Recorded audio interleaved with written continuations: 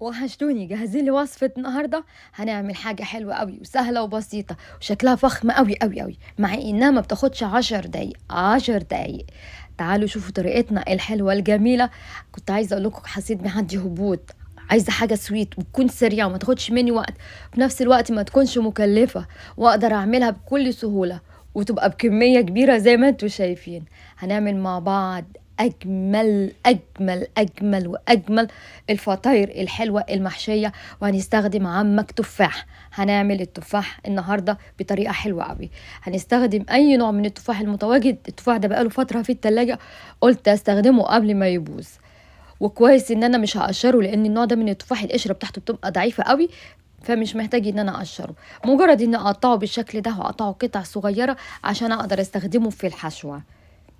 بالظبط كده، انها هقطعه شرايح بالشكل ده، وبعدين هروح موديه على الاتجاه التاني اقطعه قطع صغيره، وبكده يكون جاهز معايا وما ياخدش وقت مني خالص. عايزه اقول يا جماعه ما تنسوش تتابعوني على قناتي التانية، ولو عجبكم الفيديو ده او الوصفه دي حطوا لايك.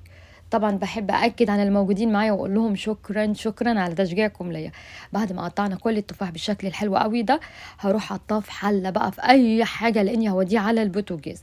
تاكدي بس انك شلت البذور منه، تمام، لاني انا ما قطعتش القلب بتاعه لان هو كله ناعم من بره ومن جوه. هستخدم السكر. التفاح ده بتهيألي حوالي كيلو، وهستخدم السكر اختياري. انا استخدمت كوب واحد من السكر، استخدمت واحده بس من الزهر دي، مش عارفه بالعربي اسمها ايه الحقيقه. التانية، وهستخدم عود اللي هو القرفة، وهستخدم برضو القرفة اللي هي البودر عشان بيبقى طعمها أقوى لأنها مطحونة غير العيدان.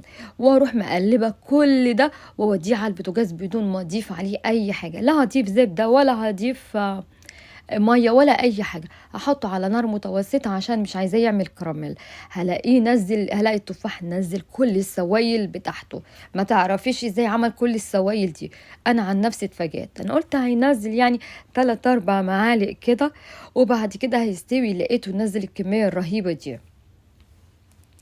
وهسيبه وهو على نار متوسطة، هياخد مني حوالي 10 دقايق أو 12 دقيقة بالكتير لحد ما الاقيه بالشكل ده. أول ما الاقي في الآخر كده بتاع معلقتين 3 من اللي هو العصير بتاعه، أعرف إن هو خلاص استوى. لو سبته أكتر من كده هيمرر أو يعمل كراميل، وأنا مش عايزة ده.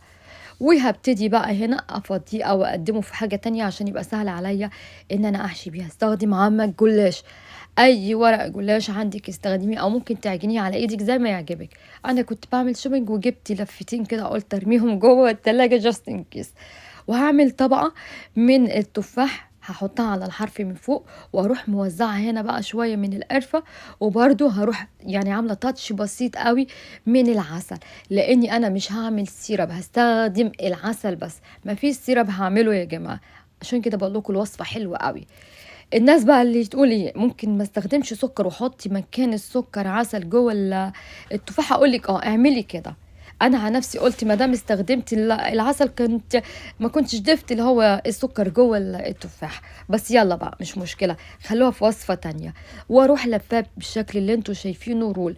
انا استخدمت ورقتين 2 بس من الجلاش، دهنتهم زبده بشكل او سمن بشكل اللي انتوا شفتوه. وجبت اي صينيه من الصواني اللي هي الفويل دي وحطيتها عشان للاستخدام لمره واحده، عشان يعني بعد ما اعملها كده اروح ارميها واخلص منها، ولا اغسل ولا انضف. انا خلاص بقيت ست ليزي. واروح موزعاه بالشكل اللي انتوا شايفينه بشكل دائري. الشكل ده عايزه اقول لكم ان هي اول ما بتدخل الفرن بتتنفخ، يعني بتلاقيها كده كانه زي المخبوزات ارتفعت. فسيبوا شويه سبيس ما بين الواحده والتانيه عشان يعني تبقى يبقى شكلها حلو وهي بتستوي. في كل طبقة حطيت الزبدة، ورشيت في الطبقة كلها اللي هو قولوا معايا العسل مع القرفة مع التفاح اللي احنا عملناه. وهبتدي اظبط عشان يدي شكل كويس لحد ما اعمل اللفة كلها. انا استخدمت اللفة كلها، ادتني الكمية دي، ادتني الكمية كلها. بعد ما استوت حقيقي حسيت لي ان هي كتير جدا، كتير عليا. يعني بفكر ادي حد من صحابي جزء منها، يعني اديله واحد رول كده، لاني تبارك الله يقعد معايا فتره طويله. فالافضل ان حد ياكل معايا وهي فريش، يعني عشان يعني اخد دعوه حلوه كده. في النهاية هادهن الوش والجناب زبدة، لاني انا مش دهن جامد بقى، ما بياخدش حقيقي، واروح عاملة كده يعني ايه حركة زيادة. هجيب اي نوع مكسرات، استخدمت اللوز اللي هو اسمه ايه المبشور المبشور واتيفر، والله ما اعرفش، يعني اللي هو المهم المقشرين وده يعني. ودخلتها الفرن على درجة حرارة 200، بتقعد حوالي تلت ساعة و25 دقيقة. ما خليتش اللون بتاعها يحمر اكتر من كده، كنت حابة اللون ده قوي. في ناس تحب تخليه اللون اللي هو الذهبي الجامد قوي او البني، انتوا احرار. عايزه اقول لكم اللي حمرتوه قوي تاني بيدي مرارة كده، يعني بيمرر، ما احبهوش يعني. انا حابة ان هو يكون اللون الحلو ده مع طعم التفاح. التفاح عامل زي ايه، زي الزبدة، هو ده ناعم قوي قوي، حلو قوي. الاطفال تقدروا تستخدموا الطريقه دي وما تضيفوش السكر، وحطوا عسل مكانها وسووها للاطفال. حطيها ببطرمانات كده اديها لهم، هتبقى حلوه وخفيفه وجميله قوي قوي. ولا تسلقي ولا تعملي، هي 10 دقايق يكون استوى. بصوا شكلها عامل ازاي. عايزه اقول ان انا اكلت واديت لابو علي، قال لي يعني انا اكل كنت شغال وسمك وحركات، فكان قال لي انا فول، يعني قلت فول ولا طعميه مش مشكله طبعا، انا بعمل جوكس. فانا خدت الطبق بتاعي، وهو بقى لقيته جاي ورايا في طبقي بتاعي بياكل منه. يعني مفيش فايدة يعني والله. عايزة اقول اعملوها، هتحسسك يعني بطاقة رهيبة يا هايبر. حقيقي طاقة مفيش بعد كده، سريعة بسيطة، مفيش أي حاجة. تقدري تستبدلي حشوة التفاح بأي حاجة، ممكن الموز، ممكن أي نوع من الفواكه.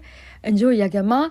ما تنسوش تتابعوني، هسيب اللينك بتاع القناة بتاعتي في صندوق الوصف. ولو عجبكم الوصفة بتاعتي السهلة البسيطة الخفيفة قوي دي، حطوا لايك. والأهم من ده دعوة حلوة بستناها منكم.